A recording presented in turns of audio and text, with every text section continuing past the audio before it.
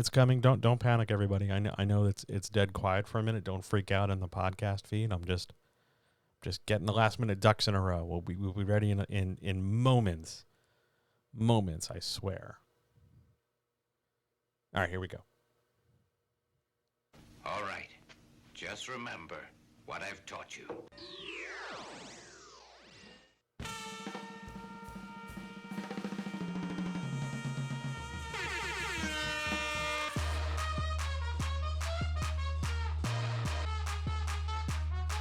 What the fuck is that?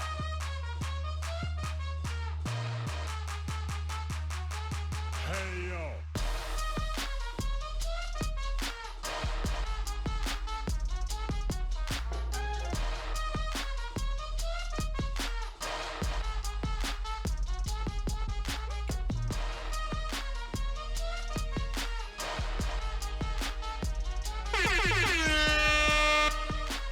I should have warned you on the air horn. Sorry.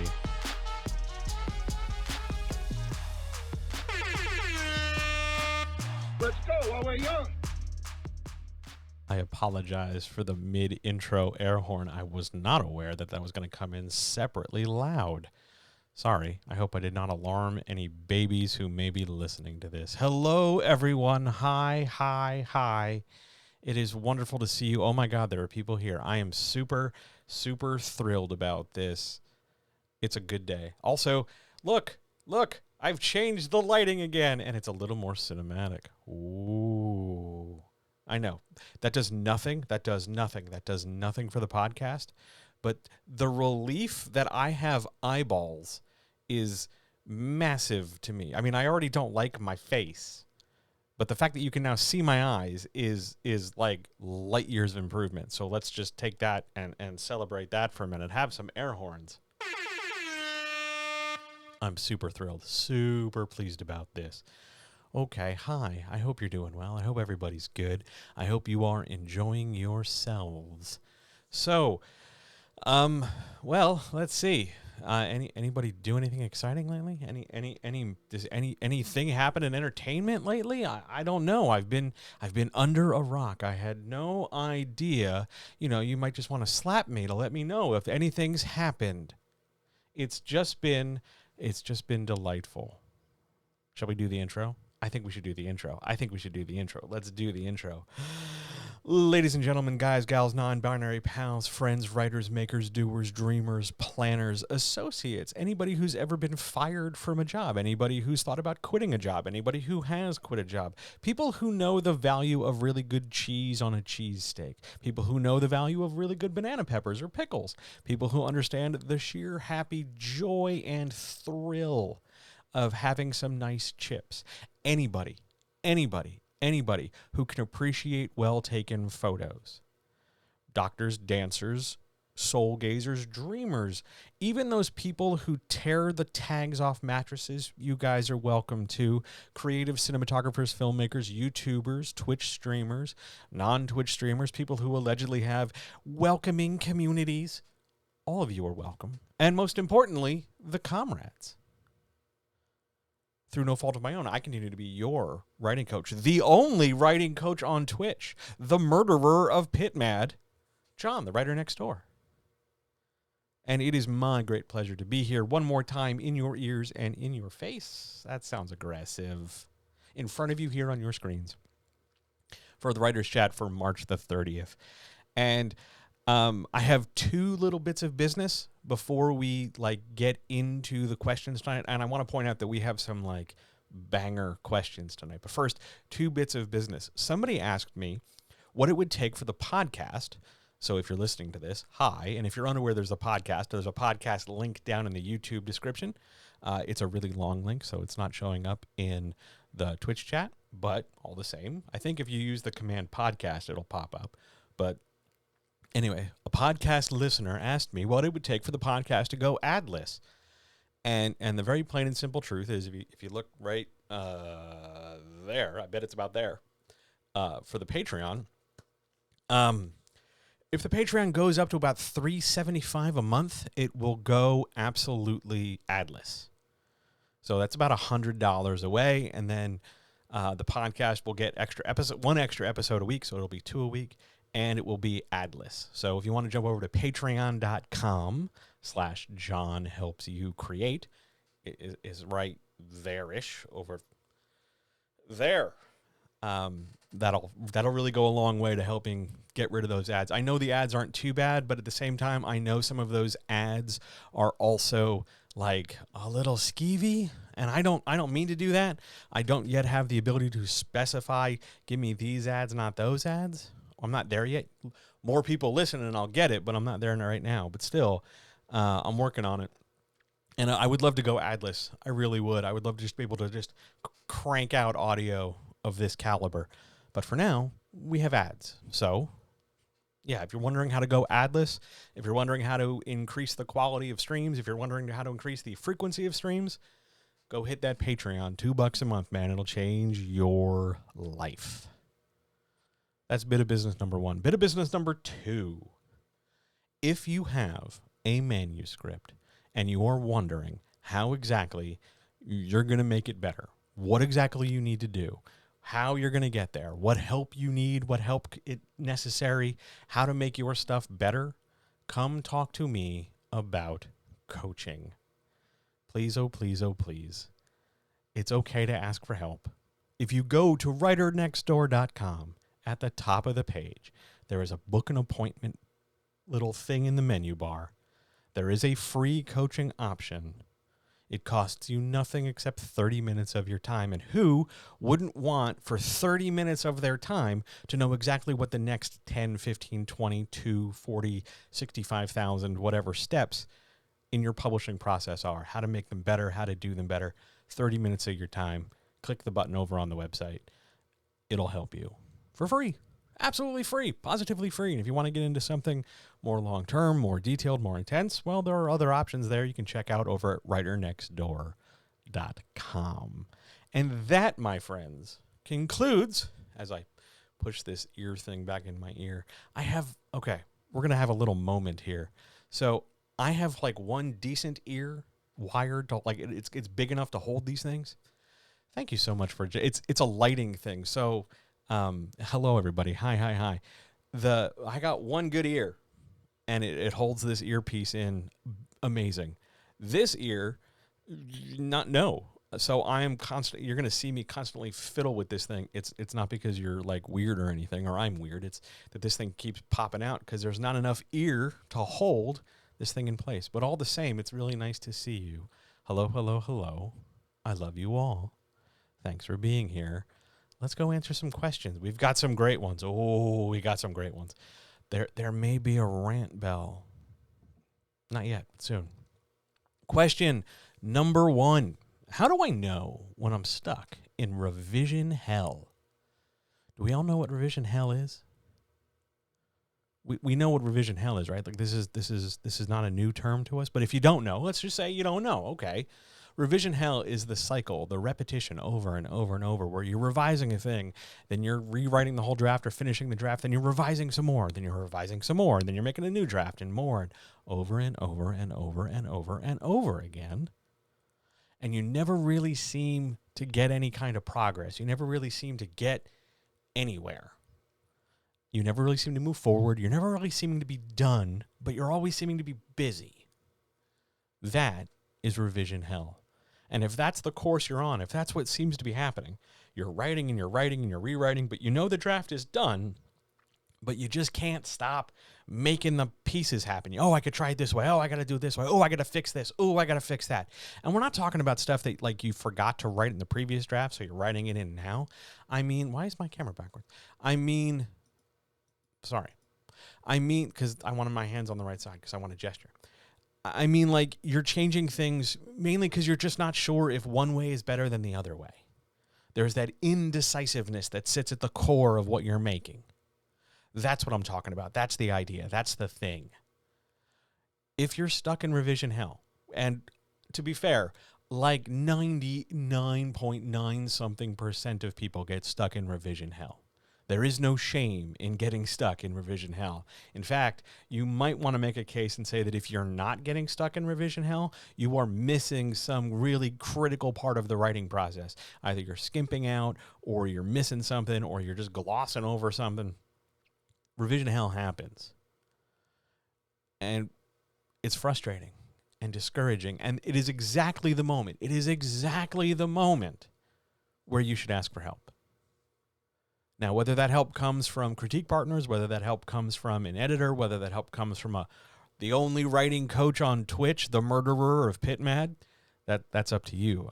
I don't really know. But when you get stuck in a constant cycle, whether it's revision, whether it's querying, whether it's trying to figure out how to finish the stupid thing, whether you're just fed up with it, whether you're kind of like overloaded or anything, that's to be fair, that's exactly where you go and get help.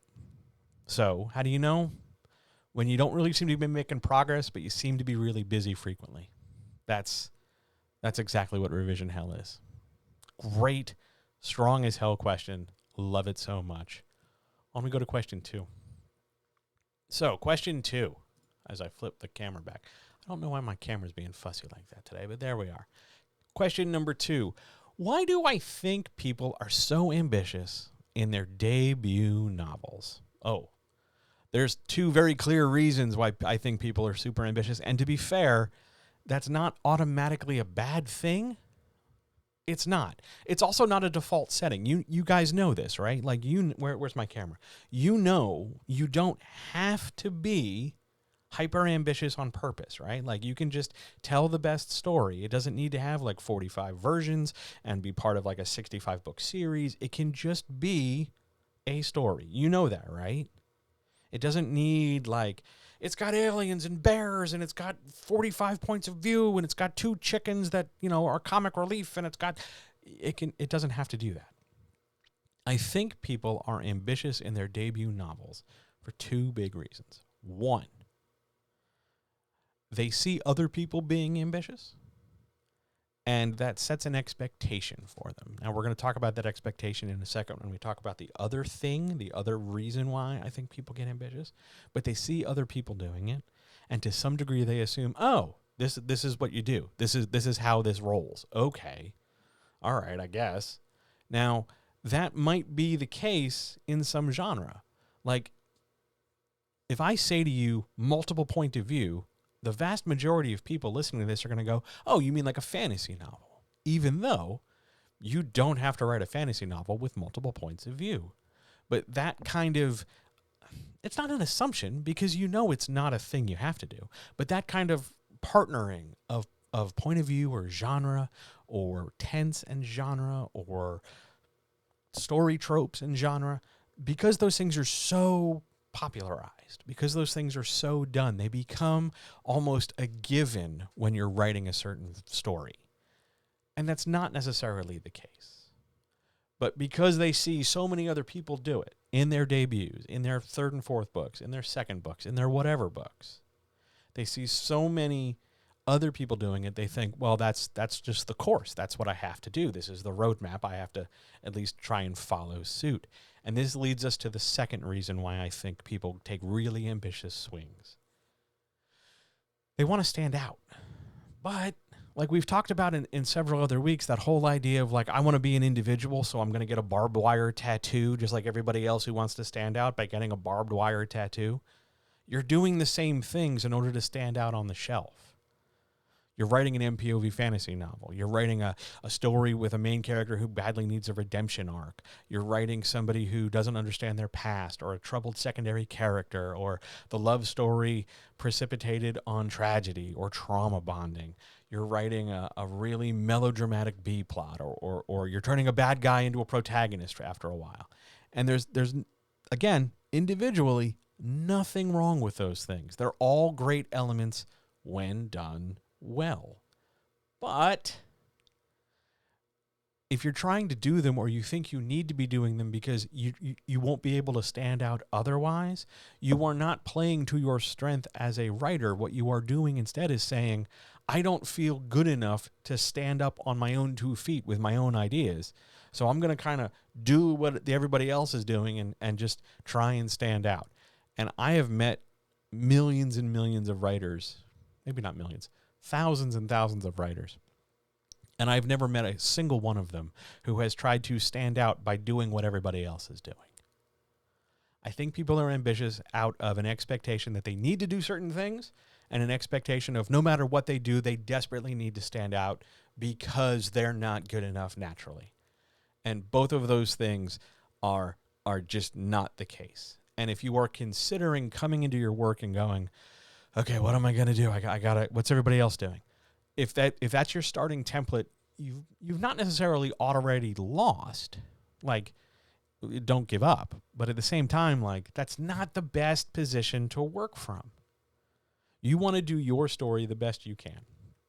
I'm not saying that literally everything needs to be individual and different from everybody else, but you also don't have to try and do all the things you see other people doing. Do a few of them, whichever ones, and do them really well. And it'll make a huge difference. I promise. I really genuinely truly promise.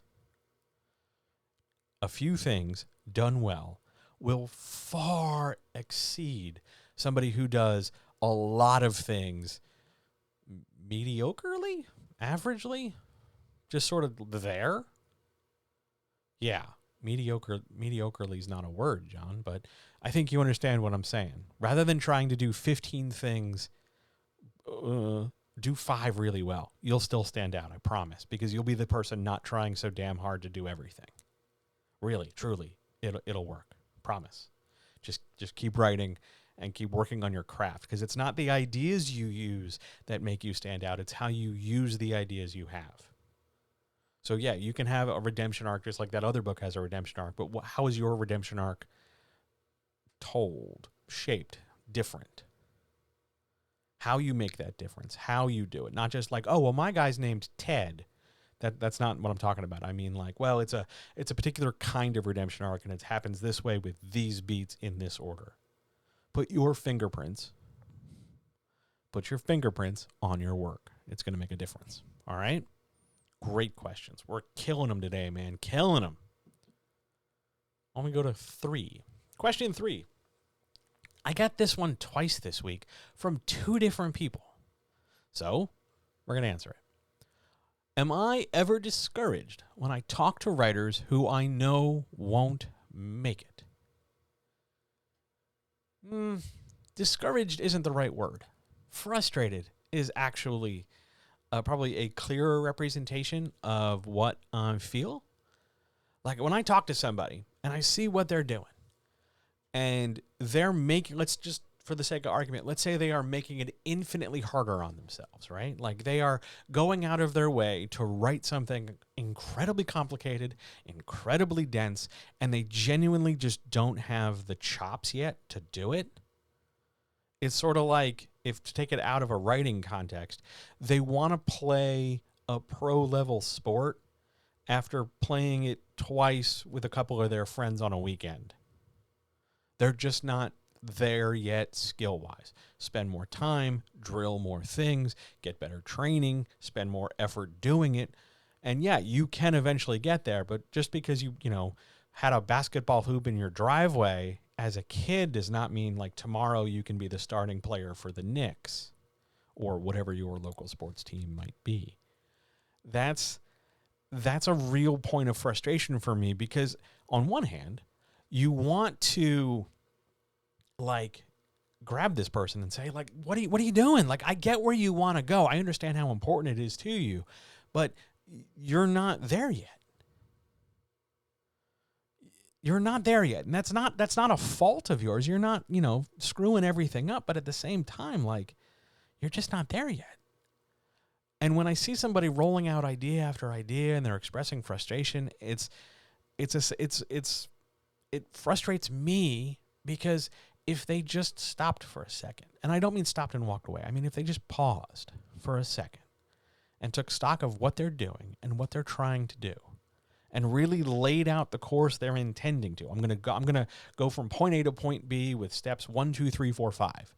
if they looked at those steps, 1, 2, 3, 4, 5, and tried to come up with a more reasonable, practical, patience is a big deal, patient plan to get this coming across, they'd have better success.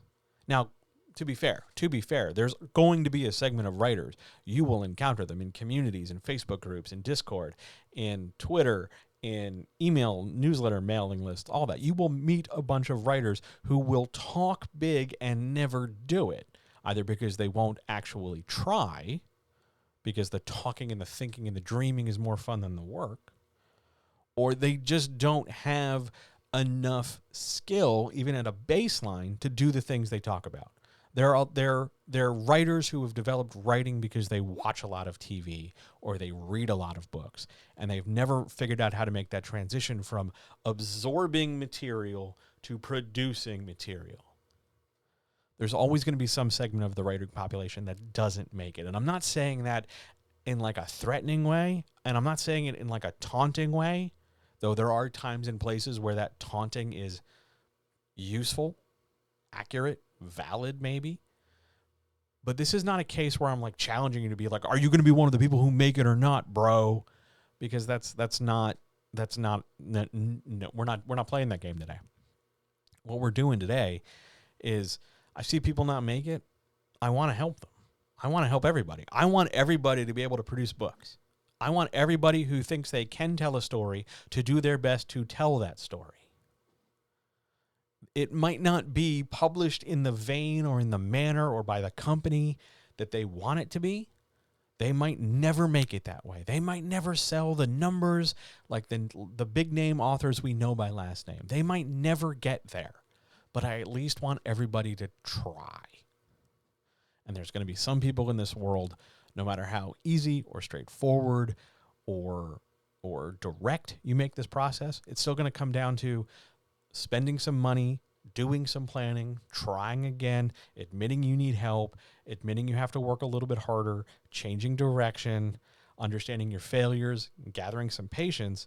And any of those things, all of those things, some of those things will always put some number, some population of people off. Because this is a tough job. And believe me, that's going to come back later in a couple questions, I promise. But for now, it's discouraging and it's frustrating because, and it's not even a sense because, all right, so when I was younger, when I was doing this job 10 years ago, 15 years ago, I'd get real frustrated because I would say, I could be the one to help you. I could do it. As if it had to be me and only me. And maybe that was true. I was probably the only person doing what I was doing within like a 10-mile radius or 15-mile radius. So I was the only one offering these things. But now, thanks to just the ubiquity of everything, I am not the only person to do this. And frankly, I'm me. I know I'm old enough now to know my limitations, to know my interests, to know what I'm disinterested in, and to be able to say, no, I don't want to work with you on your weird crypto-fascist book. No, I don't want to take your project. No, I can say no to things. I mean, it's not easy, but I can pick and choose. So I don't have to be the one to help everybody so that everybody recognizes how smart I am. I know how smart I am. I'm pretty goddamn smart. So I don't worry so much anymore. But yeah, I still feel frustrated about it because if they just sat down and came up with like a practical plan with some reasonable steps and were willing to give themselves some grace and patience, they'd get where they want to go. They also have to sit down and write the thing, which is apparently a huge segment of the population by itself. Think about an idea all day. Imagine it a million ways from Sunday. But when it comes down to, did you put words on the page? No. And that's a problem. But that's not something I can make them do. Like, I don't have a house big enough to move enough people in and be like, sit in my kitchen and write. I'd like that for a couple of you. Some of you are very, very pleasant. I would enjoy your company. But at the same time, I don't have a big enough space for all of you. Sorry. However, if you're looking for a virtual space, go back. Where's my graphic? On that other slide with the Patreon, it gives you access to the Discord. It's as close to a virtual space where I will stand there and tell you to write. How's that sound? Is that fair? It seems like a fair trade. Great questions. We are starting crazy strong today. I'm super pleased. And now, questions from chat? Anybody? I see people are very pleased about the graphics. And thank you. I've been working real hard. I've spent most of the afternoon working on lighting and things to really sort of make my face look like a face. It's pretty rad, and I'm pretty pleased with myself. Are there, however, any questions about anything writing, editing, publishing, marketing, etc.? Oh, here's a good one. Here's a good one. Where are we? Come on, click. There we go. What is my favorite guilty pleasure movie that I know is bad, but it makes me, oh, God, I got to narrow it down to one? Oof, okay. Favorite guilty pleasure bad movie. Oh, man. Okay, I got it. Spies Like Us. Dan Aykroyd and Chevy Chase are two people playing the mistaken identity trope. They sort of luck their way into being high-ranking spies, and they have to go defuse or prevent nuclear fights between Russia and America. And it's like this weird, goofy movie, and it's genuinely bad. Like, there are some significant issues in the construction. The story's not that deep. It's an 80s movie, so that tells you everything you need to know. But I watched that movie, makes me happy. The other one that I know is bad and I still enjoy it is The Great Muppet Caper. That would have been my other choice.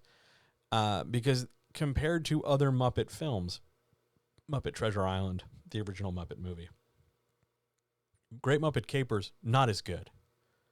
But I watch that every chance I can when I need to watch something to immediately pick me up. That's my go-to. That is my go-to. Now, I know people who will find real deep cut films. That's not really my jam. I'm all for just pop something on, a little pop culture, a little soft, and just be very content. Great question. Anybody else? I realize my camera's not on here. I'm so sorry, but we'll put it on for the next one, I promise. Other questions, issues, comments, concerns while I grab a mouthful of tea?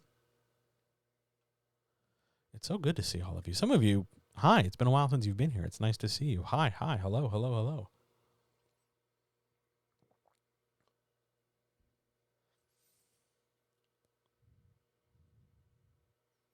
Yes, I did eat today. It was 3 meals. It was this morning I had some leftover chicken because I only had 1 piece left. It was pretty rad. I had a large spicy vegetable burrito for lunch. It was incredible. And then for dinner, I finished off some pasta. It was, I'm well stuffed. Jupiter Ascending. I covered that for Patreon.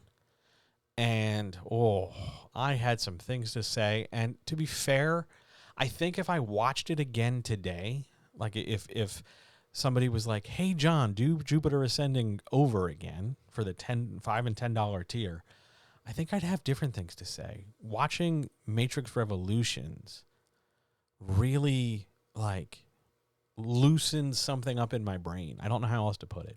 Really changed the way I consider that stuff. So I think if I gave it a second shot, I'd have more. Now, granted, there are some parts of that movie that are not great. But I think, or at least in terms of a rewrite, I think I'd rebuild. It is very pretty. It is a very, very pretty movie, and there's a lot of world building potential. And I would have liked to see other things in the Jupiter Ascending trilogy, but at the same time, I could have.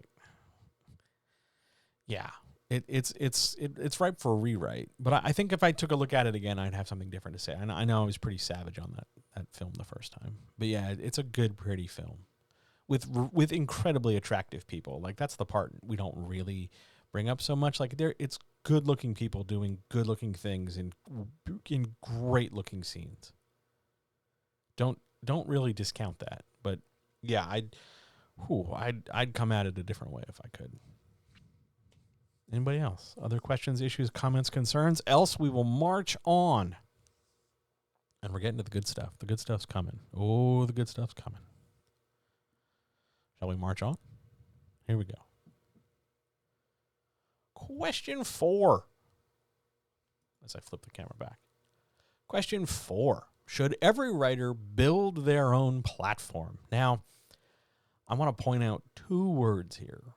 Build and platform. Build is really the most problematic red flag, danger Will Robinson kind of word you can get. Because you don't have to go like super far to build a platform. You can use other people's platforms. You can use social media. You don't have to go out of your way and try to do everything yourself. You can take advantage of other people's stuff. That's fine. Is not the end of the world. Platform. All right, I am on record years and years ago coming out very strongly against the concept of platforms in the early days when it was still all sort of scoffed at and, oh my God, platforms, you hipsters. And I think that really did a disservice because at the time I didn't know how revolutionary and profoundly marked the industry would be by platforms. I just didn't know. I had no idea. I will tell you right now, I fucked that one up badly. Platforms are important. They're not just things for video game characters to jump on. But you don't have to work as hard as the platform sellers would have you believe in order to grow, not build one. Consistent effort, even if it's not a lot of specific effort, will grow a platform. It'll take longer, but then again, what exactly is the rush? That's a question I don't think we talk enough about when it comes to platforms, almost as if, on a coming Monday night stream, we should talk about platforms. But there's always this frenetic energy, this underlying urge, this riptide of pressure to, that's not even the right direction, but I think you understand what I'm saying, this sort of like beneath the surface current to encourage, drive, and force people to build a platform now, build a big platform right now, build it now. And first of all, it's not fast. Second of all, it takes time. Third of all, why? Now, for traditional publishing people out there, you're going to turn around and tell me, well, I need a big platform because that'll help me get published. Do you know why that'll help you get published? Because the agent, pimp, or publisher turns around and goes, oh, they have a Twitter following of this size. Oh, they have a newsletter of that size. We can sell books to them. They're looking at you to exploit your effort, to exploit your platform, and make money from you. That's why they want a big platform. Self-publishing people, you're still in the same boat. Only it's a little less directly exploitative. It's a little less, other people coming in to sell for you. It's you selling to an increased number of potential consumers. But to grow this platform, to develop it, to make of it what it is you want or like, you just need to be consistent with it. Whatever that might be. Make a newsletter every Monday. Stream every Monday and Wednesday. Send out tweets every Thursday. I don't know. Whatever it is you do. You're going to need a platform. You're going to need something. And you're going to need some website or some central hub to drive traffic so that they can go out and buy things. Or that you can leave messages for them like, hey, here's a blog post.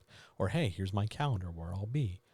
You're going to need something like that, but it can be fairly static. You don't need to go out and, spend 2 years learning web design or something, or 10 years learning major web design. But you're going to need some resource, some pool from which you may draw people and direct people. That's the part you need. But past that, you don't need much more than that. Thank you so much for the follow. I really appreciate seeing you. Hi, I hope this continues to be a positive and good thing for you. Your platform can be simple. Mine, although it looks very, it is pretty simple. There's a website that's pretty static. It used to be very active, but I moved over to other things because I'm just happier with other things. I've moved to streaming. I've moved to podcasting. I've got a newsletter. That's about it. And it's one thing a day, every day. Pretty straightforward. And really, what else am I going to do? I don't have any other job. So platform consistency beats scope of platform 99% of the time. Grow your platform a little by little, a bit by bit, over and over, and you'll get what you want. Just take your damn time. Why everyone races to do it as if it's musical chairs and the soundtrack's going to stop any second, I don't know. But just take your time. The consumers will still be there, and it's still going to take days, weeks, months for your book to be made. So you don't have to race. They're not going anywhere, and there's not a finite number of them. You're going to be just fine. Great question. You're gardening, not speed running? I hadn't thought about gardening. That's a great point. You are developing a garden. I'm assuming that's what you mean by gardening. You are developing a gardening, not like desperate to yank out one thing. That's a great, I think I've understood your point. That's a fantastic, yeah, this is not a speed run. No part of this creative process is a speed run. At least not from your end, right? Again, the camera, I got to keep this box checked. Must make a note of that for next week. Question number 5. My beta readers all say my plot is too complex. See the face I'm making? They all say my plot is too complex. Is it better to simplify it as it is or scrap it and start over? I don't know. I've not read your plot. So you're going to get 2 answers, and you get to pick and choose which one you want. Here is the context where I'm going to tell you to start over from scratch. When, 1, there's so much intricacy, so much interdependence in plot, so many moving goddamn parts, and you've duct taped them and tied them all together, probably poorly if they're telling you it's all complex, but you've made everything so tangled. It's like my headphones when they come out of my pocket. You know what I'm saying? It's just a mess. And no easy solution exists for pruning it or organizing it or sorting it. That's exactly the moment where you just get handed a blank piece of paper. Hey, have a blank piece of paper, start over. Now, part of that decision-making, part of that understanding that, oh, I have gone too far, is going to require you to step back and be objective about your work, which can be difficult because when you get really, heavy feedback like, hey, man, your story's too complex, a lot of people really freak out. A lot of people get very, very upset about that sort of thing. And I'm going to move this light ever so much, just like that, because it's leaving like a weird thing on my face. Sorry, it's bugging me. But anyway, the important thing, if you're going to start over, is that no amount of singular fixes, little fixes, would make a difference. Yeah, it's sort of like trying to bail out a boat with a thimble, if that's the metaphor. Or, to put it in a simpler way, you've got a very small teaspoon and you're trying to dig a big pit. You could do it. It's just going to be real messy and tedious. That's the condition under which you probably want to start over. If you like what you have in chunks, and if they can point to liking what they have in chunks, like if everybody says, oh, well, your characters are great and some of your scenes are great, but your overall big plot is a mess, then that's a case where you really have to crack everything open, lift the hood, take it all apart, and develop what you need to. That's where you would simplify it as it is. Now, if you are developing a plot or grabbing something together or putting something together, and your first thought is to make it complex because it doesn't seem like it's enough, if that sentence has come out of your face, oh, this isn't enough, you've missed the boat on plot. Plot is not about complexity, and complexity does not equal quality. Complexity is just complexity. Complexity is, I have all these extra moving parts, look how smart I am. If they work. Complexity does not automatically indicate that you're a better writer. Complexity does not automatically mean that you are a better writer than somebody else. It just means you were able to make a more complex thing. Complexity also does not suddenly make you more profitable in terms of potential sales. It doesn't make somebody reading your query letter want to say yes more.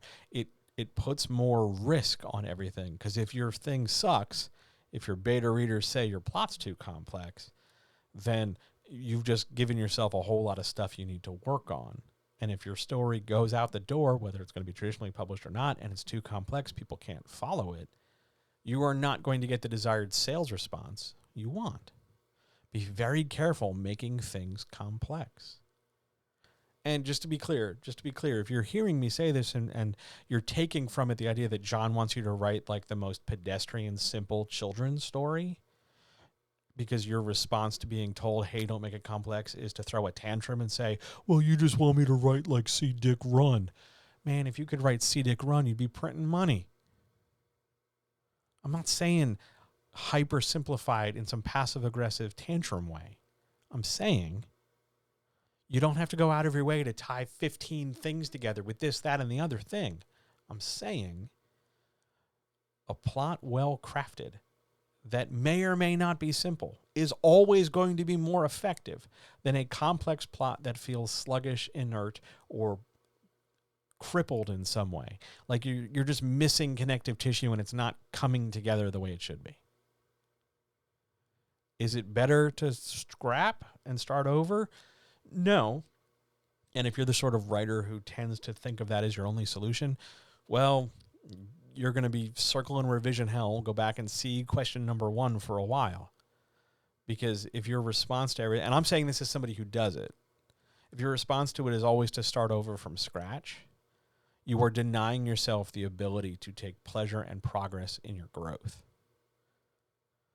It's always easier to like delete everything and start over, format the hard drive and start over, because it's new and fresh and exciting and invigorating, but it doesn't always teach you as much as what you can get from staying in there, rolling up your sleeves and solving the problem or rewriting something individually. That's a significant thing you should be dealing with.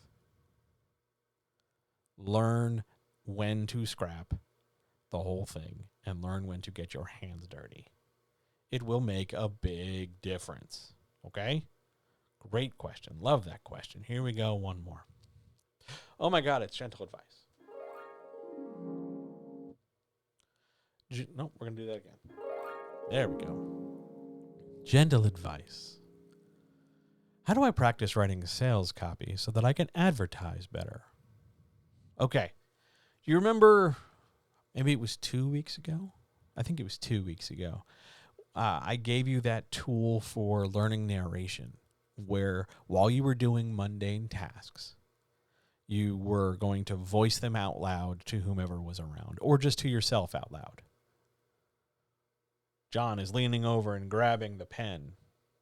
He takes the pen off the desk, wrapping his fingers around it. John looks down camera, like you're going to narrate through your actions. Remember that activity? People were like, holy shit, that's amazing. It's a pretty great trick. I love it. It'll really help. We do the same sort of thing now, though, for sales copy. So, right now, you are listening to this or you're watching this, and maybe, well, according to the metrics, you probably have me on in the background. And that's fine that you do. I understand. I get that other things are cooler than me. I get it. And I wouldn't want to stare at my face that much longer either. But I'm in the background. It's cool. I understand my place in your life. But you're doing other things, right? Whatever you're doing while you're listening to me in the background, whether it's taking notes, whether it's playing with your kids, whether it's eating dinner, whether it's looking at butts on the internet, whether it's, I don't know, whatever the hell you're doing. You're living your life. Good for you. Whatever you're doing, that activity, talk to me on the screen and make me want to do that activity. What would you tell me about the thing you're doing? What are the benefits? If I wasn't during dinner prep time, you would be wholly present. Sam, thank you. That means so much to me. Thank you. I appreciate that. I know I'm in the middle of dinner prep time. It's because time zones are bastards. But yeah, it's okay. I get it. But whatever activity you're doing, let's say it's dinner prep, right? How would you encourage me to come eat dinner? Not just, hey, John, do you want some food? Which is admittedly almost always the best way to get me to eat something. But if you're not eating dinner, let's say you're just, I don't know, you're poking around on a video game, a long ride. You're sitting here, you know, I help you channel writing vibes. Okay, I'm not entirely, I mean, like in a good way. Should I get like all up on the mic and do some ASMR? That was really popular on Monday. But thank you. It's great. But the point is, whatever activity you're doing, how would you talk to someone out loud to make them want to join you in that activity? What would you say? Out loud. Go ahead. I know. I come up with a billion embarrassing activities for you. I know. But really, what would you say? Hey, do you want to get better at writing? You do, right? You probably want to get published soon. You probably want to finish your book. You want to increase your sales. You want to be a published author, right? Well, the best way to do that is to write more often. And here I am over here writing. Do you want to join me? Because I'm going to be a published author. You are not aware of how much and how badly I want this. And if you want that too, well, you got to come over here and work with. You know, this is what we're doing. Grab a pen, pull up a chair. We're going to work. Let's go. That's not necessarily bad sales copy. It's a little casual because we still have to convert it from spoken word and vernacular to text. But you can practice by speaking. There's nothing wrong with that. You just have to learn how to convert the speaking into writing. And we do that usually by eliminating the casual language. You don't do a lot of so, you don't do a lot of like, you don't do a lot of like, hey man, check this out. You frame it more in a businessy kind of way. But it's still the same idea. So you're over there prepping dinner, right? You want to try to sell me on dinner. I don't know what you're making. I can tell you right now, if it has peas in it, I ain't touching it. But okay, you're making dinner. How would you sell me on dinner? Other than telling me like, oh, well, I'm making X, Y, Z. I'm making chicken piccata. I'm making lasagna. Rather than just tell me what lasagna, you know, I'm making lasagna. Do you want some? Yes, no. How would you sell me on dinner? I am making the most incredible pasta dish with the most savory sauce possible. The smell has been filling the house all day. You're hungry, right? Are you thinking about roasted garlic, basil, oregano? Because I got a whole plate of it that could be yours. All I got to do is come over here and sit at the table. Think about what it is you're doing. Instead of narrating it to describe the actions of doing it, now you're going to transition and talk about the activity in a way that makes it attractive to someone else. That's how you practice sales copy. Now, you specifically asked for practicing writing sales copy. So what I want you to do is do it verbally and then write it down verbally and then chop out all the casual language and massage it into sentences and read it and rewrite it and read it and rewrite it until you are able to make that transition verbally into sales copy. Like this. Lasagna is one of those meals where everybody's grandmother has a story. My grandmother's story was that she could not make lasagna to save her life, but she damn sure tried.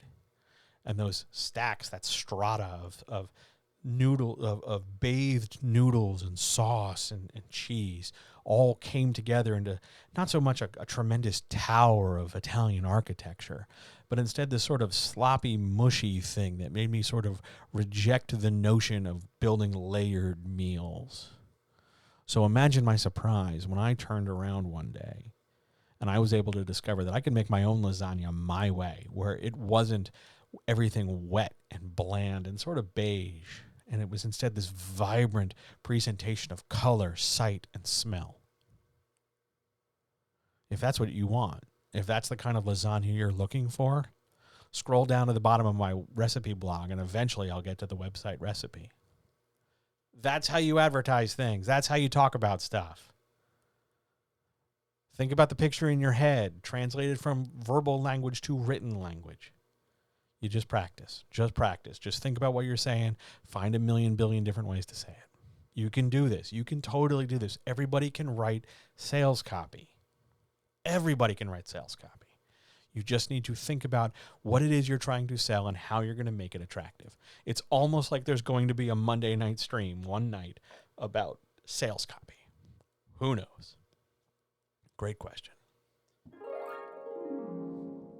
On we go. Are there any questions from chat? I'm going to pop my camera back on. Let's put me over here. Questions? Anybody while I get more tea? How we doing? Audio good? Lighting good?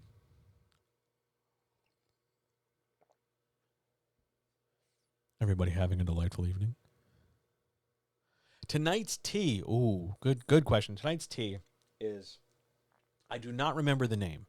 I got it from Amazon. It is an orange hibiscus blend. It was not terribly expensive, and I kind of expected it to be crap.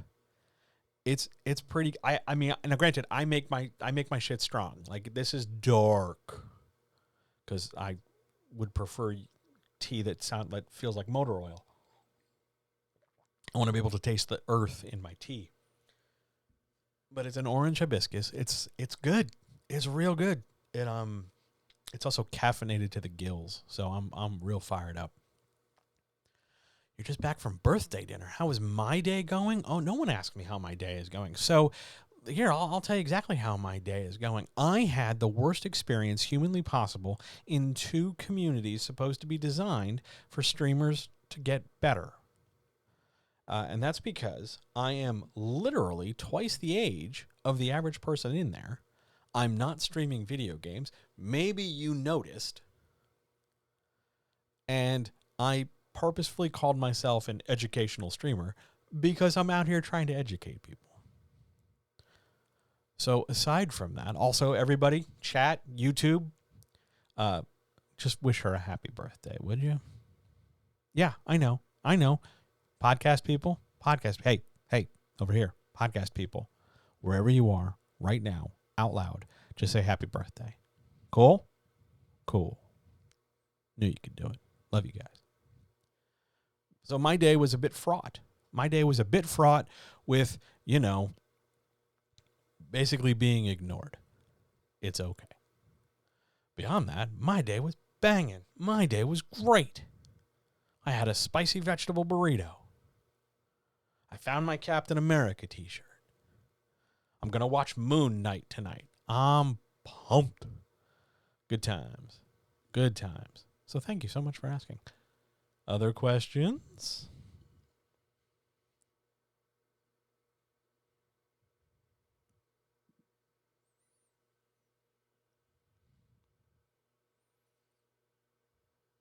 I'm looking to see if there's anything in my DMs that I missed, which I don't think I did. Nope. Shall we move on? On we march then. Question 7. How would I get my book into a local Barnes & Noble or Books A Million or any non-indie bookstore? First of all, this is possible. You can do this. It is not easy, but it is possible. So at these big stores, there's going to be somebody whose entire job is to help stock the shelves. Sometimes they're called an inventory manager or a shelf manager or a placement manager or just one of the managers. Every bookstore, whether it's Barnes & Noble, Books A Million, Fred's Book Hut down, whatever, I don't know. Every major bookstore, not the indies. Although the indies have it too. It's just going to be a bit more small, but it's the same concept.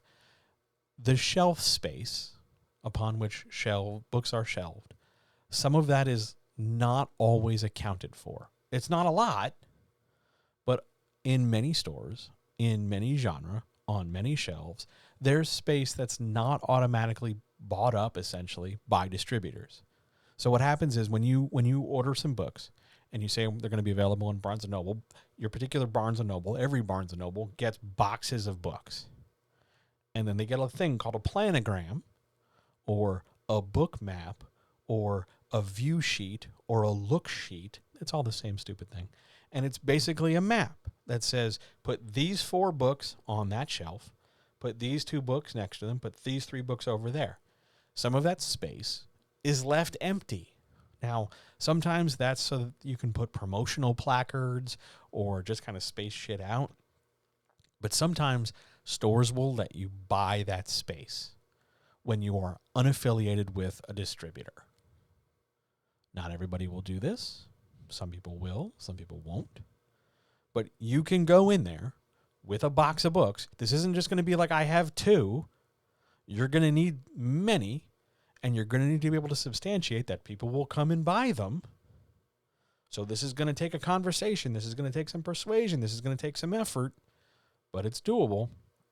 You talk to this manager and go, hey, what would it cost? Because you're going to pay for this. This isn't for freebies. What would it cost to get my books on your shelf? They will quote you a price. Pay that price. Do I know how much it is? No.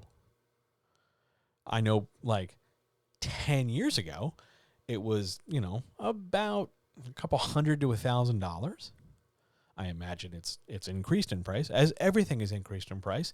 Thanks, capitalism. That should also be merch, John. Anyway, you pay the price, and then you give them your box of books, and then they put some on your shelf, and hopefully they sell. Now, see, the reason why some places don't like to do this, the reason why this is not a commonly known thing, is that when books don't sell, the store can package them up and send them back to the distributor and make some money back. You, random person 15 of the day, won't necessarily be able to make them their money back. That's why they charged you what they did. So that if they end up just having your book on hand, whatever, because it won't move, well, at least they've made some money from you. This is how this happens. It's easier on an indie bookstore level because it's just a local store, and you can talk to them and go, hi, local person supporting a business trying to do your best in a capitalist society bent on grinding you into paste. I would like to work out some kind of mutually beneficial business arrangement. How can we mutual aid this? I've got these books. You sell books. What's up? Same process. Usually nicer, with fewer capitalist intermediaries in the way. But that's how you do it. You go ask the manager and pay a price, and then have a good amount of books, a box, 25, 30, 40, 50. Make arrangements. And then you've gotta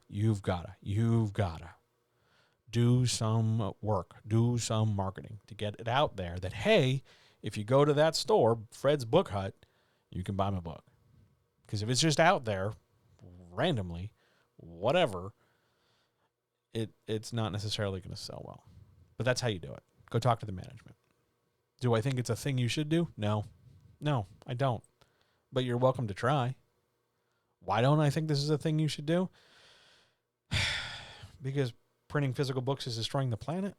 Is that not enough? Do you want to? Oh, you want more? Okay, you want more. So physical books destroying the planet is not enough. That's cool. How about there's a paper shortage? Oh, that's not enough. Okay, cool. How about it's no longer that big a deal to have physical printed copies of your books and to hold on to that idea as a classist, elitist, privileged position? Too much? Not enough? Oh, you want more? You want more? Digital copies are faster and sell well with lower overhead, so you make more money. Is that good? Did I cover all the bases, everybody? So just so we're clear, you want to do this. You're okay with destroying the planet. You're okay paying out of pocket to try and make your money back, so you're aiming to break even rather than break a profit. And you're fighting for scraps against everybody else. You're cool with that? Okay, cool. Good luck getting your book on a shelf. Just go digital. Just go digital. Go digital. Your readers are going digital. Go print a few on demand if you want your grandma to have a book. But beyond that, it's okay. You'll make more money. You'll be more successful. You will have the capitalist vision of your dreams. QR code on a shelf. Yes, QR code. Let's go. Indies all the way to go. Local bookstores. Because what are you going to do when they buy books a million? You think they're not going to? Have you seen the wave of consolidations happening at the capitalist swine level? What's your plan when these things fall apart? You can't just look at the right now and assume it's going to stay the way it is. We had that thought, and then a pandemic came along. You can't just stay the way things used to be. They're not going back to the way they were. So what's your plan? What's your adaptation? What's your goal? How are you going to get there? Best way to get your book on a shelf is to write a book popular enough with ebooks that the bookstores want to put your book on the shelf. Yes. That's a great way of putting it. Introduce an ebook popular enough, people are going to turn around and go, do you have a physical copy? And then you can make arrangements to get physical copies. But start at the ebook level. It's fucking easier. It boggles my mind. And I know I'm old. I know. But come on. Come on. We can get past the idea of, I like holding a physical book in my hands. Yeah, great. Good for you. I liked it when there were way fewer channels on my television. You want me to go outside and yell at some clouds? Like, we've got to move on here.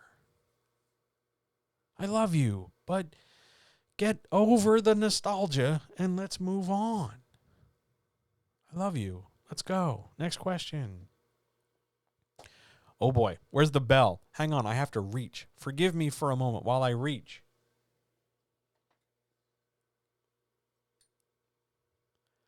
The rant bell's back. Why do I keep saying this is a job? You ready?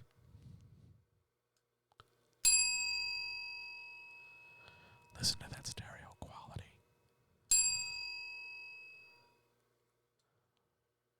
Why do I keep saying this is a job? Because it's a job. Let's think about this. Let's just walk through this process, right? Putting aside the fact that you may already have a day job, whatever it is. Putting aside the fact that you spend 40, 50, 60, 70 plus hours at that day job, you use your free time to write, yeah?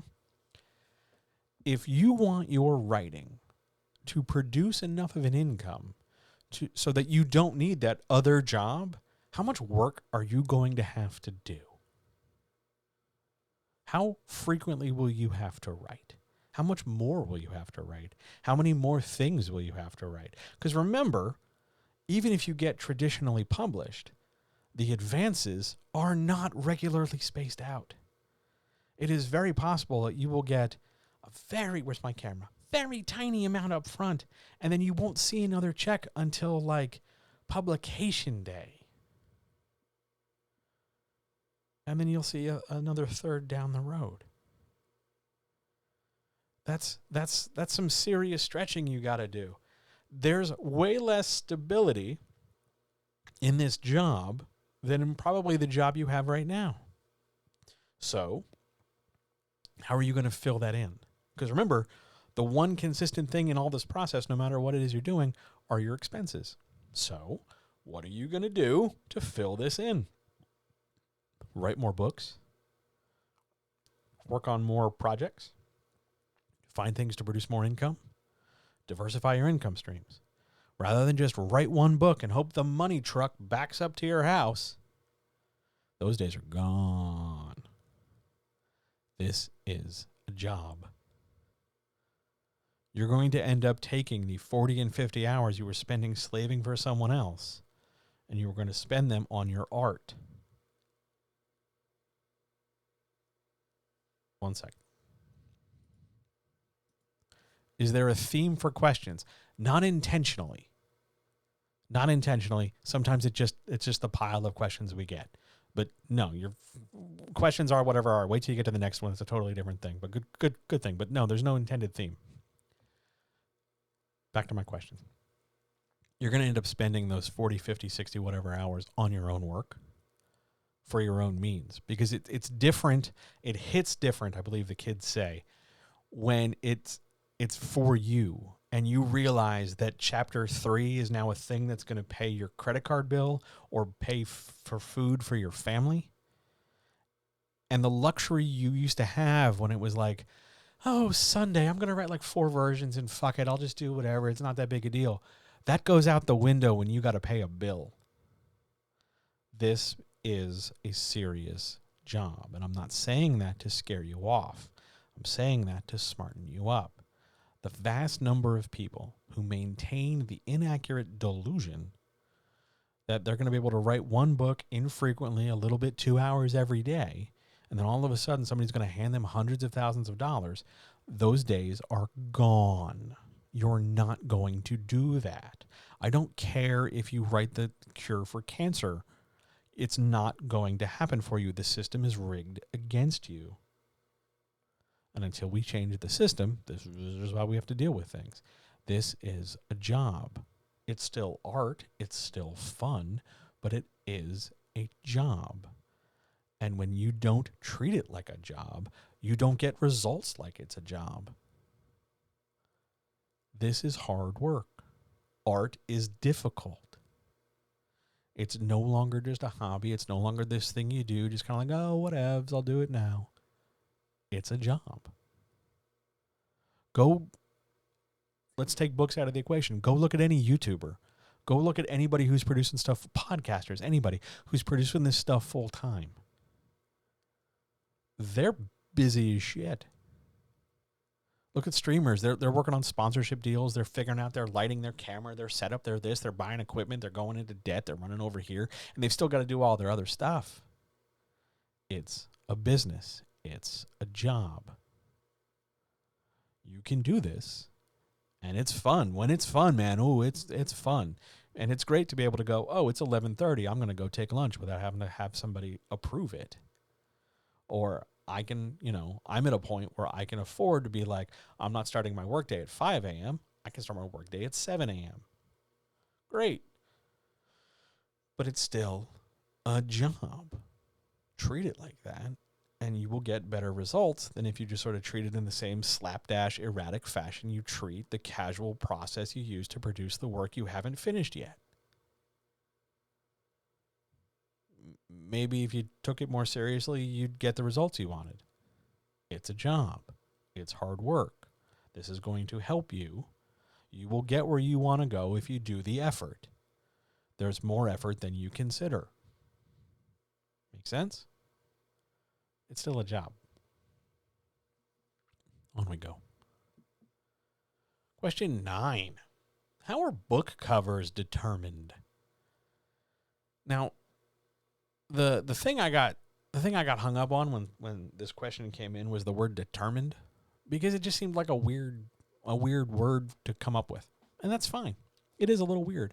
But basically the question is asking is how do when you go publish, how does the book cover happen? Now, in self-publishing, you talk to an artist and say, this is the kind of the idea I have.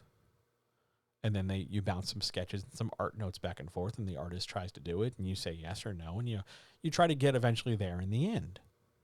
It's a pretty direct process. Traditional publishing goes a different way, because of course it does. It's traditional publishing. We are basically asking the dinosaurs to suddenly start using iPhones.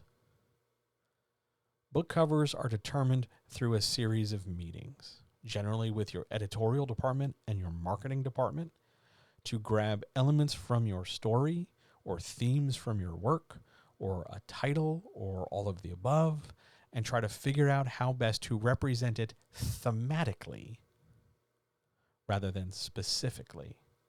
So specific would be, specific representation is the term. Specific representation would be, here's a scene in my book. It's the scene where the building blows up. We're going to put that on the cover. Now, that's nothing wrong with that. That happens all the time. It's totally fine. That's called specific representation. What you see on the cover is what you can expect within the covers. Straightforward. Great. Works a lot. You often see this for comic books. Thematic representation gives you a vibe of what the book is. Examples. You're writing a space opera. You're probably going to have a planet and a spaceship on the cover. You're writing something military. You're probably going to have an army or people marching or somebody in uniform somewhere. Fantasy story. I bet you've got a wizard. Now, I'm pointing out some of the more obvious ones. But these elements, you make a list, usually on a whiteboard or in a shared Google Doc or a Slack channel or something. They make a list. And you partner it with your title. This is also the meeting where your title possibly gets changed. Like if you have a shit-ass title, it's in these meetings when we're talking about your book cover that your title either gets agreed to or hammered out. So all these things get figured out. Then they go look at the artists. Now, some have in-house, like a Rolodex. We only use these 5 people. Some people, smaller presses shop around and go online and look for people. They look for artist availability. They look for artist style.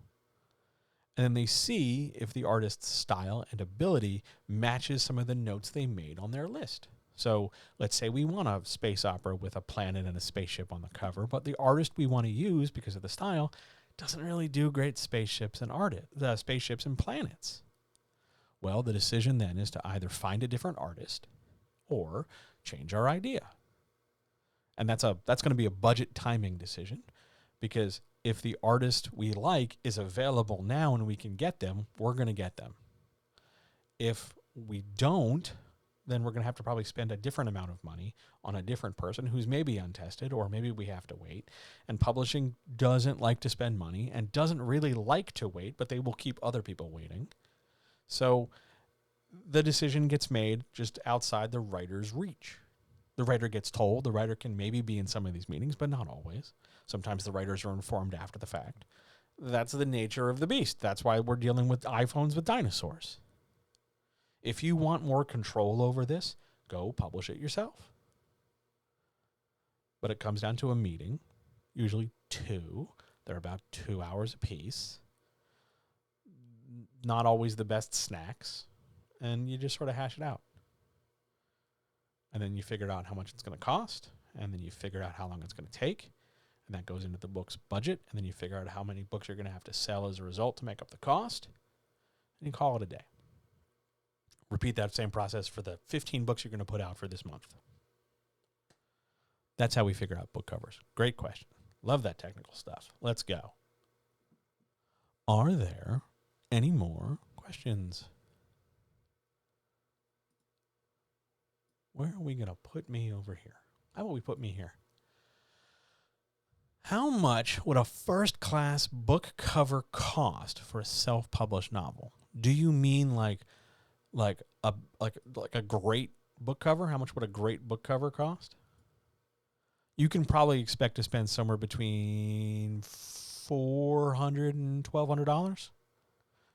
Big range on purpose because of style. A prime artist, you're probably going to want to spend somewhere between $750 and $1,100. That's US.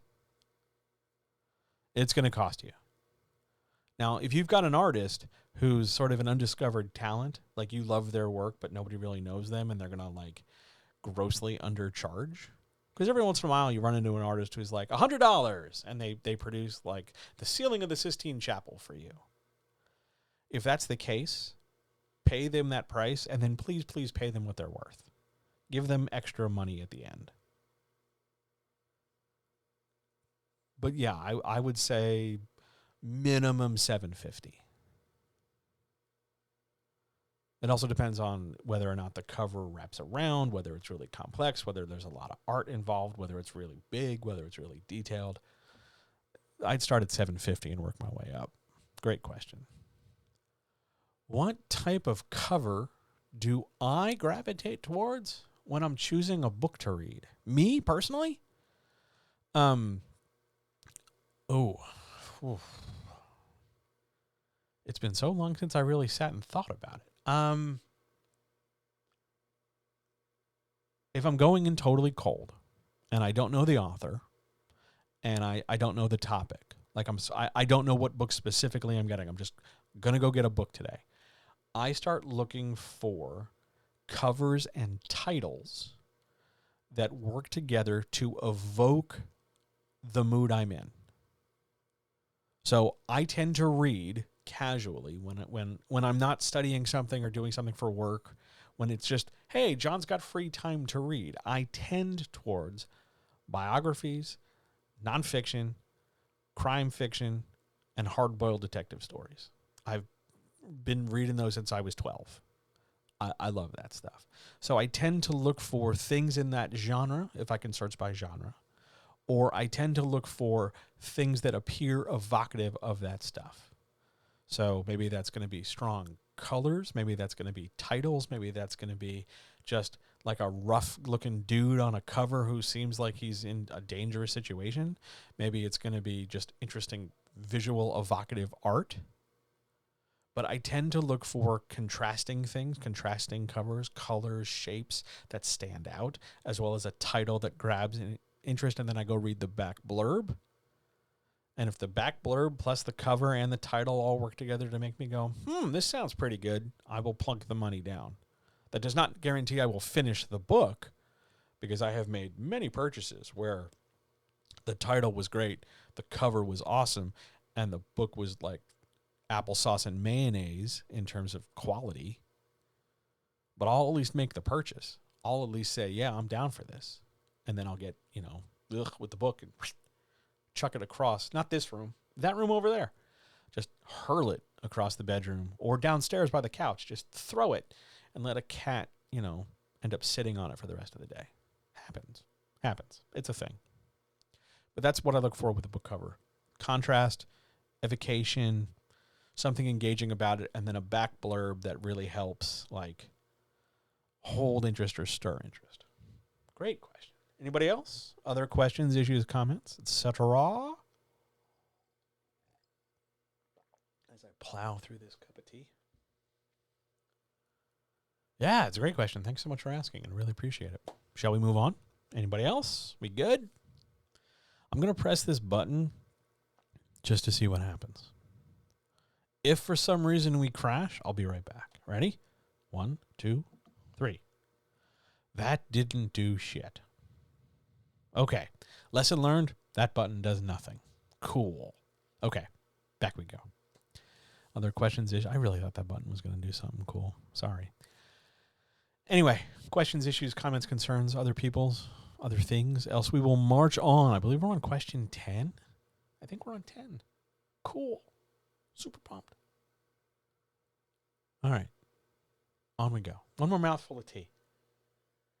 Dinner was good, but I'm thirsty now. Oh, yeah. All right. Question 10. Whoa. Why don't editors all agree on style? Where's the bell? Give me the bell. We're going to bell again. Ready?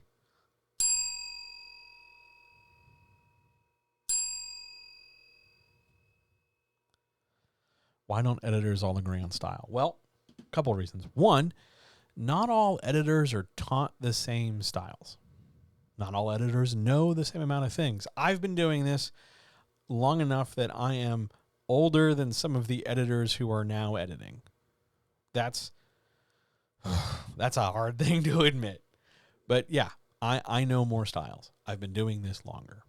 There are styles other people know, let's say in other countries and other parts of the world, that I have an awareness of, but I have no experience with. So, for instance, if you were to give me Russian poetry, I know the vague basics, but I have no experience. I've never worked with Russian poetry. If you give me African transcribed oral traditions, I've vaguely read them, but I've never worked with them. So again, not a lot of experience. Because there's such a diversity in the number of styles and a diversity in how to address the problems. We'll get to Linus in a minute. He's fine, but hang on. We're getting there. Just that there's such a diversity in styles and a diversity in issues that it's really hard for everybody to know everything. Now, we're going to pause here for a second and answer this question because it's super critical about Linus. Linus is fine, well, and good, but with the new couch that's downstairs, in the evening, you do not move Linus. The couch's arms are real big and soft, and he can just lay on them and look right out either the window or the door. So there's always, he's a watcher. And he sits there and he watches. Now, he will probably pad his way up here in about 10 minutes just to check on me. But by and large, it's still watching time. So he's watching. Also, we had dinner. He had dinner late. So he's hanging out downstairs. But Linus is good. And he's just not here at the moment. He's downstairs on the couch where I left him. He was asleep. He had a long day today. There were birds outside. It was terrible. Those birds, they could have attacked me. He had to defend me. And then he passed out because he was exhausted from anxiety. But I'm going to go back and answer the editor question now. So many editors, so many styles. Other problem, not all editors are taught styles anymore. A lot of editors are barely past the copy line stage. They work on some grammar. They poke a story with a few questions about like, oh, that plot's cute. What are you trying to say here? What are you trying to do here? And then they call it a day. They don't do developmental editing. It's not as popular as it used to be, and it's not easy to do, and it takes time. So a lot of publishing houses prioritize copy and line and leave developmental for over there, or don't do it at all. Outside of the traditional sphere, there's a lot of people who swear up and down they're totally an editor, and they have no experience and no real skill. They can find what's wrong and go, there, that line, right there, and maybe tell you why. It's passive. It's, got a comma splice. But in terms of the nuance past that, how it specifically affects the story, how it specifically does anything or translate anything that way, no, don't do it. So because there's such a diversity in people, and such a diversity in skill, and such a diversity in the number of things we all do, we cannot possibly agree on style. Now, we try in the U.S. to all fall on one side or the other in terms of whether or not we use the Chicago Manual of Style. And the CMOS, Chicago Manual of Style, CMOS, is a fine book. But it is, like any other book, just a book. It is not the be-all, end-all. It was not descended from the heavens and brought down by a bearded Charlton Heston for our benefit. It is not perfect. It is not everything. It's just a text.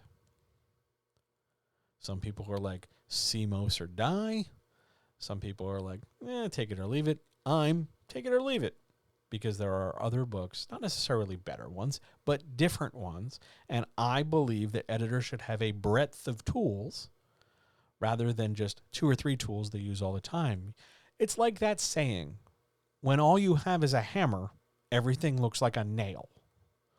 I don't want everybody's story to look like nails. So I've got hammers and screwdrivers and scalpels and wrenches and vice grips and all other files and rasps and bastards and all different kinds of tools to help create the story in whatever way the author wants and needs. So my style, different than other people's style. Also, some people's style is admittedly, how do we put this, more sociable than mine. I am not always known for being the nicest, cheerleading, saccharine, coddling person in the world. I will tell you when you do a good job. I will tell you when something is just fucking awesome. I love doing that stuff. But I'm not going to sit there and go out of my way to overhype the good stuff when you've got mistakes on the page. I'll point out the problems. I'll tell you why they're wrong. I'll tell you how to fix them. But you didn't just pay me all the money you paid me to have me tell you, oh my God, you're so smart. I really like that. That's really great. You paid me to come help you fix a thing. Again, like a plumber, you would not hire a plumber to have, the plumber stop and tell you, hey, you really wiped that kitchen counter so super great. Because that's not a plumber's job. Plumber's job is to fix the sink. So I'm McCoy, not Crusher. Oh, I'm McCoy all day. I am McCoy all day. There's nothing wrong with Crusher. Beverly Crusher was great. but I am not Beverly Crusher. I am very much McCoy. I will tell you what works. I will tell you what doesn't. I will help you through. I will celebrate with you on the good stuff, but I am not here, nor do I want to be here, to constantly just effusively praise. I remember specifically there was a time when everybody was talking about, oh my God, I can put GIFs in Word.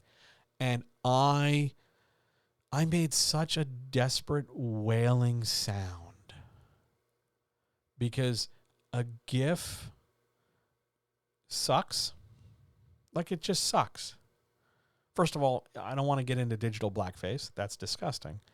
But, like, if I laughed at your joke, I'm going to say I laughed at your joke, as opposed to giving you the same well-tread image from Community or Schitt's Creek that everybody else is using. Because I want you to know I laughed at your joke. Anybody indecorously or indelicately can use a GIF. That's not the same as pointing out, like, hey, this joke was great because you created tension and then paid it off with a punchline. Banging. So you paid me to do a job. I'm here to do a job. Everybody else you pay to do a job, hopefully they're doing the job, but we're all going to do it in different ways. We'll use some of the same tools, some, not all, some, and we'll get there in the end, hopefully, ideally, but we're not all the same. And you wouldn't want us all the same. People who come to me, for instance, know that I'm going to teach them the basics, give them a really strong set of foundations, not going to bullshit them, not going to sugarcoat them, and I will make them a better writer for their next book. It is sometimes a quick process, sometimes it is not a quick process, but you know what you're getting with me. And I'm happy to talk you through as much of it as possible or as little as possible as you need to get you wherever you need to be.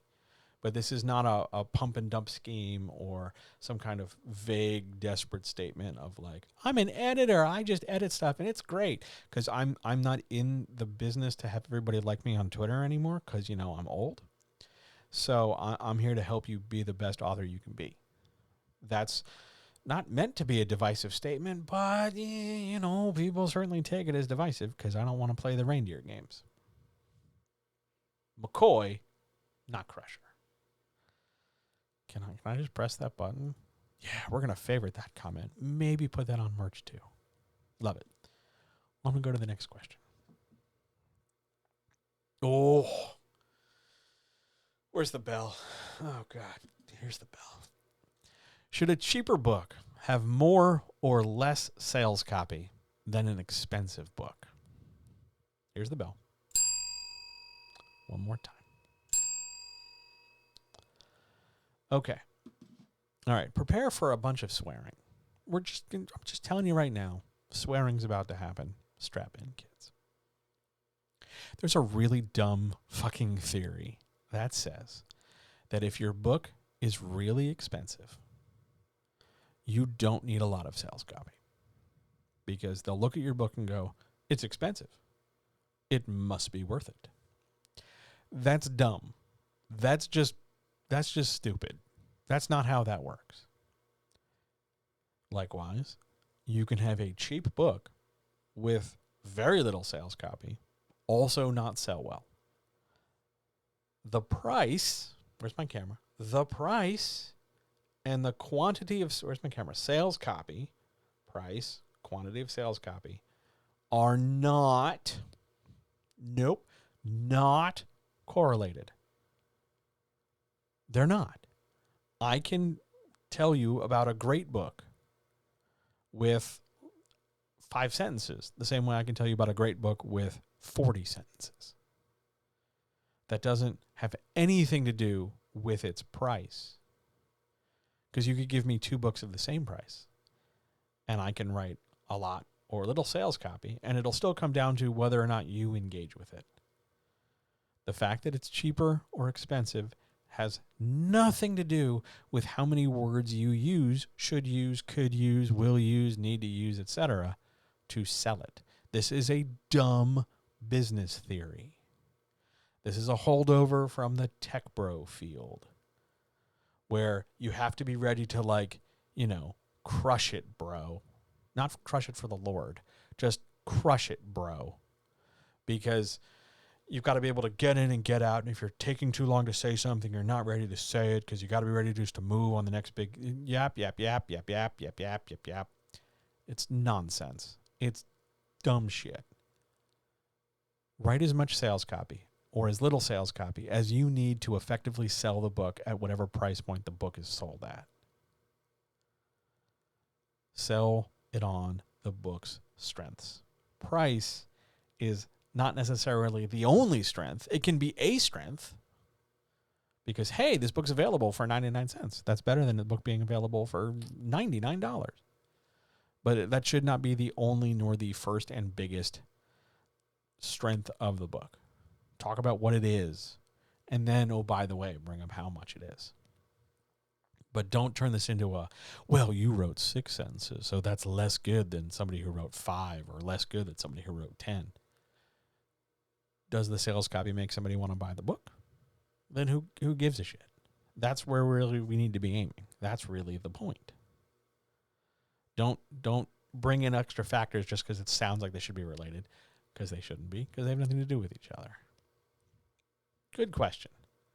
And I got to ring the bell a couple times. All right, next one. Oh my God. Gentle advice. Why am I never making progress on the project I've been talking about for years? Ooh. You ready? You ready for this? I'm going to get one mouthful of tea. One mouthful of tea. Hang on. Don't go anywhere. One mouthful of tea. Okay, ready? The reason you're not making progress on whatever project you've been saying you're going to make progress on, whether that's start or work on or finish, is because there's some part of it that you're afraid of.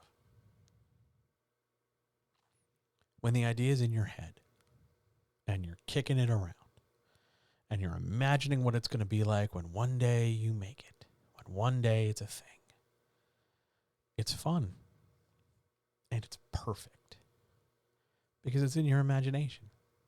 It can be whatever you want. There's no flaws in it because you're just making it. It's up in your head. Oh, wow, one day 20 people are going to love this thing. I'm going to get 55 downloads on this. I'm going to get 12 views on YouTube. This is going to be the best day ever. There's going to be air horns all over the place. Air horns incoming. It's going to be amazing. You build it up in your head because there's no risk. There's no danger. There's no fault. It's perfect. And the longer you want to keep that idea unblemished, untarnished, unsullied, untouched, you leave it in your head. You leave it in your draft. You leave it in the abstract. And you never get going. Or you never get finishing.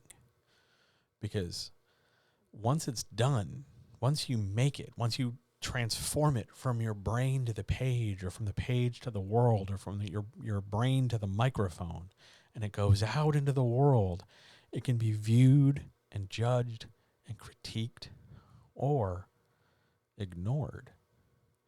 And then what was a perfect idea that made you happy is all of a sudden subject to possible scrutiny or ignorance or response that is not going to match the level of perfection you had in your head. The number of people I know who have said to me, one day, John, I'm going to do this thing. One day, John, I'm going to have a podcast. One day, John, I'm going to write this book. One day, John, I'm going to open this store. One day, John, I'm going to take my pants off on the internet.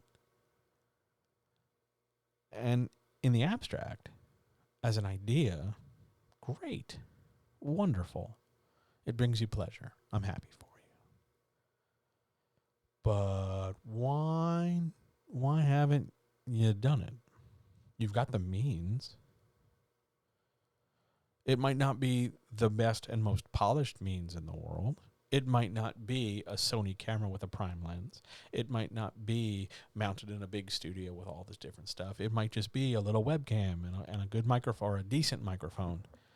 And you know, lots of little odds and ends. It might not be a huge, massive audience. It might not be a big, giant channel. But you can't get there without starting somewhere else. So why not do it first? Yeah, it's not going to be the same as when you're down the road, but you're not there yet.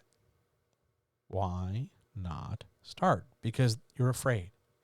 Because what if you do this and nobody shows up to your chat? What if you do this and nobody listens to your podcast? What if you do this and people don't like it? What if you do this and somebody's like, this sucks? What if you do if and you're counting on this? Because remember, we talked about this being a job. So what if you're doing this and you're counting on it to feed your family and nobody shows up?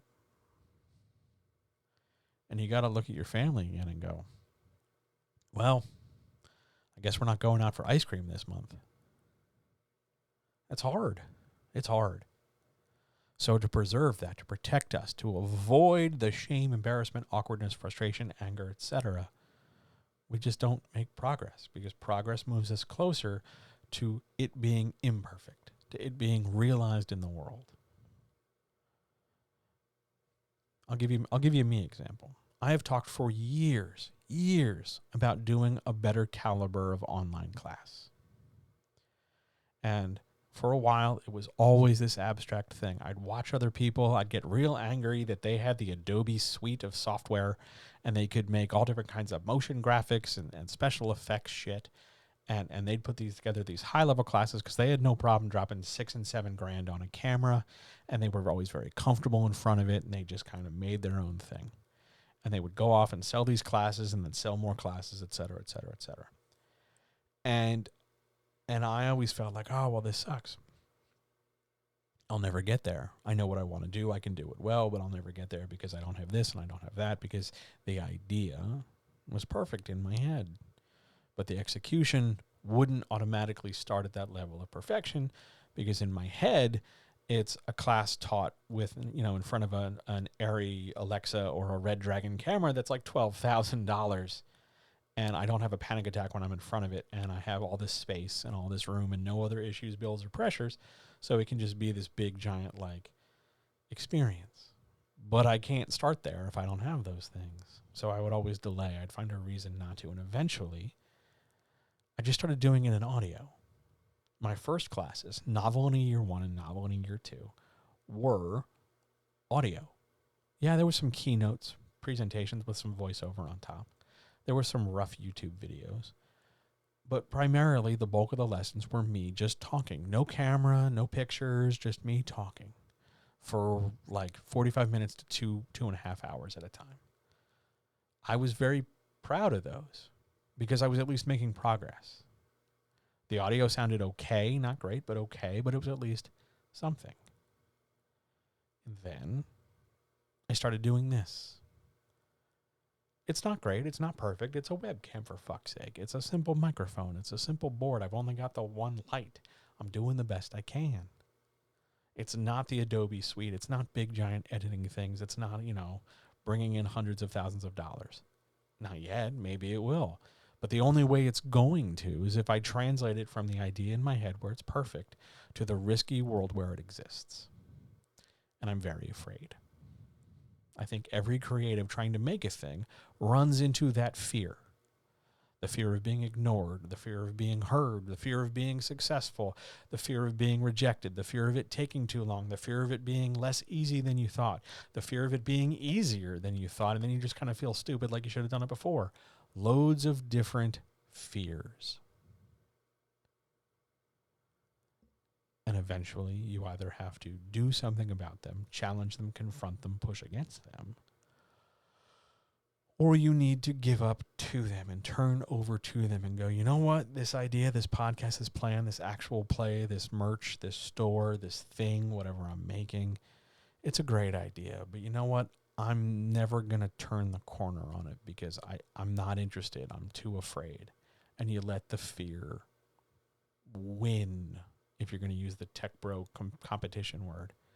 Or otherwise, you're going to talk yourself out of a potentially good thing because the unknown is greater to you than the known. The unknown being how it'll be received. The unknown is whatever happens when you walk out the door or upload the video or finish the recording or click this or do that.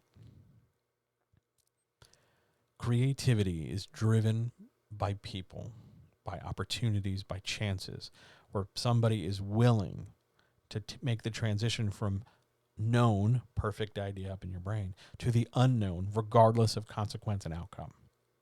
That the want of producing the thing, not in a perfect way, not in a, oh my God, it has to be flawless because everybody else is so much better than me, but just in a genuine, I'm going to create this thing way. I know I can produce it. It's not as good as it could be, because obviously if I had better equipment, if I had more time, if I wasn't so stressed, if I was happier, if I had this kind of support and that kind of thing, of course I would do a better job. But I have the tools I have. I have the ability I have right now. I have the experience I have right now. And you're willing to take that and believe in yourself and use that as leverage against the unknown so that you can get done the thing you want to do. I'll give you one more example. For a very long time, a very, very long time, I would only play certain video games up to a certain point because I had played them enough times to that degree, and I knew the maps, and I knew the levels, and I knew where the things were, and I knew how things would go. And it was very safe. And I was very happy to do that because I'd play to a certain point, and it'd be like, well, the next stages look really tough, or the next quests look really hard, and I don't really know what to do, and I'm not very good. I'm just this good. I'm not that good. And I'd find reasons to not play some more. And was it hurting anybody? No. Was it really a problem? No.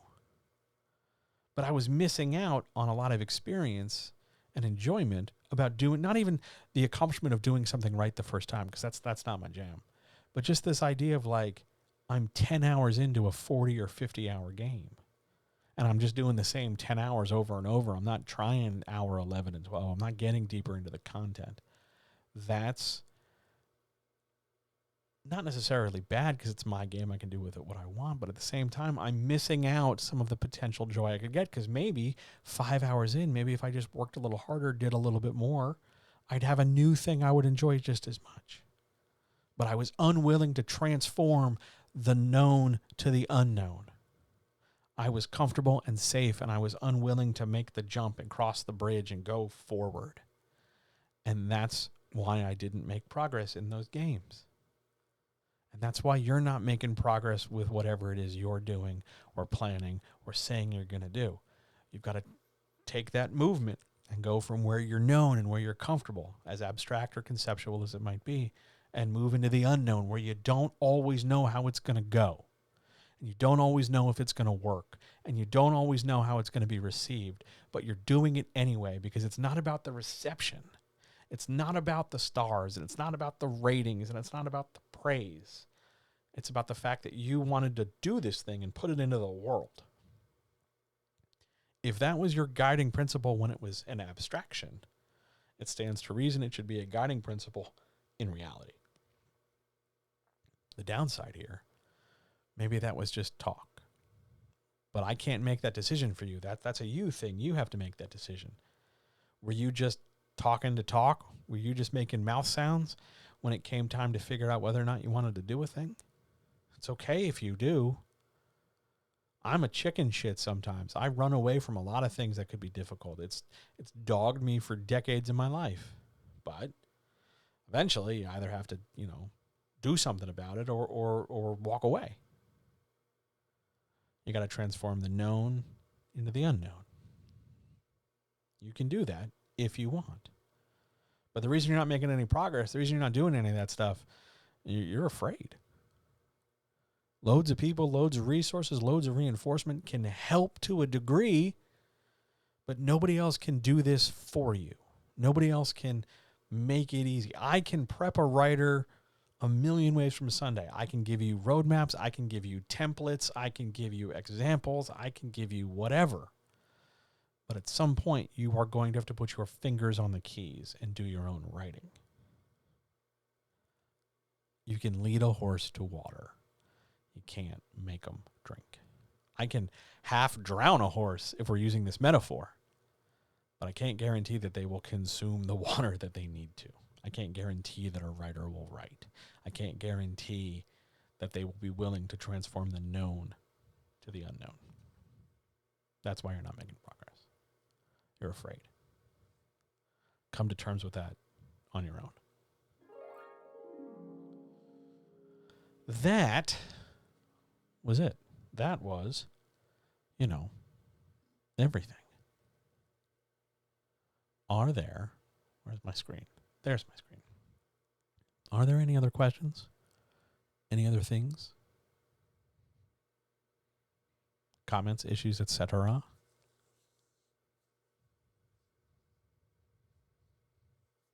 I know it ended kind of heavy on that last one, but it was a point. It was important. I wanted to make it. Shall we go to the outro? Maybe we should go to the outro. Where's my outro? There's my outro. To the outro.